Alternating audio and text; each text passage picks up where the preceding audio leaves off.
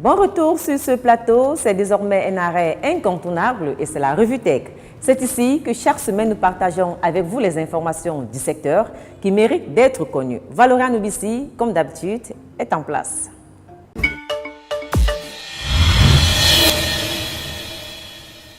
Salut Annie, salut téléspectateurs et bienvenue à cette autre édition de la Revue Tech. Et débutons tout de suite par le Zimbabwe où depuis le 1er avril, les abonnés à la téléphonie mobile payent plus cher le service télécom.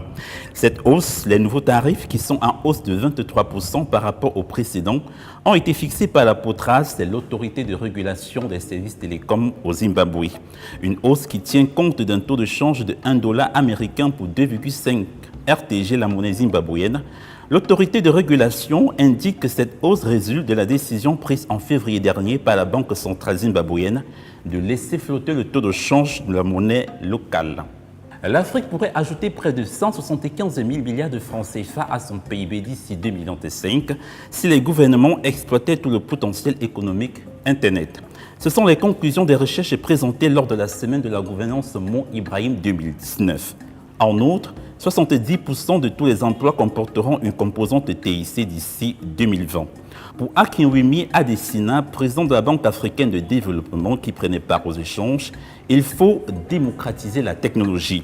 Avec son programme Job for Youth, la Banque africaine de développement a formé 234 000 nouveaux codeurs et 130 centres d'excellence en codage sont en cours de création.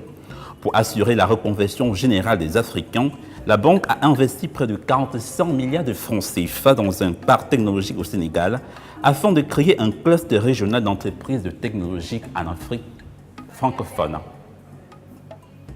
Parlons à présent du coût d'accès à la connectivité au mobile dans les pays africains. Selon un récent classement de l'Alliance pour l'Internet abordable, l'Égypte est le pays en Afrique qui propose le haut débit mobile au prix le plus abordable. Ils offrent en effet 1 gigabit de connexion au prix de 654 francs CFA. Avec ses 700 francs CFA pour 1 gigabit de connexion, le Soudan arrive en deuxième position. Le trio de tête est complété par le Nigeria qui offre 1 gigabit de seconde, qui offre 1 gigabit de connexion à 1599 francs CFA. La Guinée équatoriale, par contre, est le pays où l'accès au haut débit est le plus cher.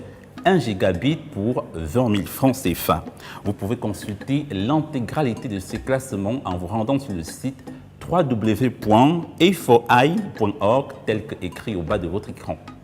Facebook en aide aux organisations d'aide humanitaire et de secours. Le groupe américain dit avoir de nouvelles cartes haute résolution alimentées par l'intelligence artificielle pour aider ces organisations à mieux assister les personnes dans le besoin.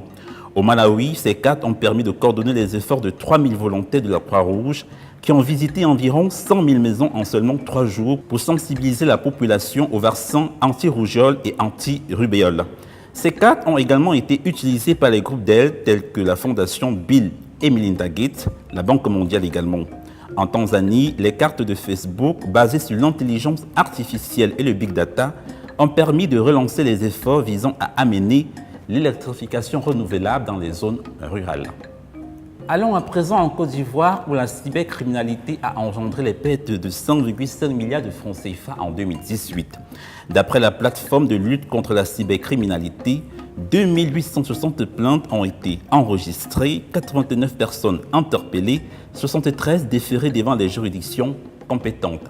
92% des personnes déférées devant les juridictions compétentes sont des hommes et 63% ont entre 18 et 27 ans, 37% sont des élèves et des étudiants et 19% sont des sans-emploi. Parmi les attaques les plus récurrentes en 2018, la fraude sur le porte-monnaie électronique arrive en première position, suivie de l'usurpation d'identité et en troisième position, les atteintes à l'image et à l'honneur. La Corée du Sud est depuis le 3 avril dernier le premier pays au monde à commercialiser la 5G. Des millions d'utilisateurs sud-coréens détenteurs de smartphones compatibles et abonnés de l'opérateur 4G ont pu expérimenter pour la première fois la rapidité de la connexion Internet 5G qui offre des débits théoriques pouvant aller jusqu'à 2,5 gigabits par seconde, mais également les multiples services qui vont avec. Parmi ceux-ci, les vidéos holographiques ou l'exploitation de la réalité virtuelle. Rappelons tout de même que le lancement de cette 5G était prévu le 10 avril. L'opérateur sud-coréen KT, ayant appris que l'opérateur américain Verizon s'apprêtait en secret à lancer son propre service 5G le 4 avril aux États-Unis, le sud-coréen a précipité le lancement de la 5G dans la nuit du 3 avril 2019. Et c'est tout pour cette autre édition de la Revue Tech. On se retrouve très prochainement dans ActuNet.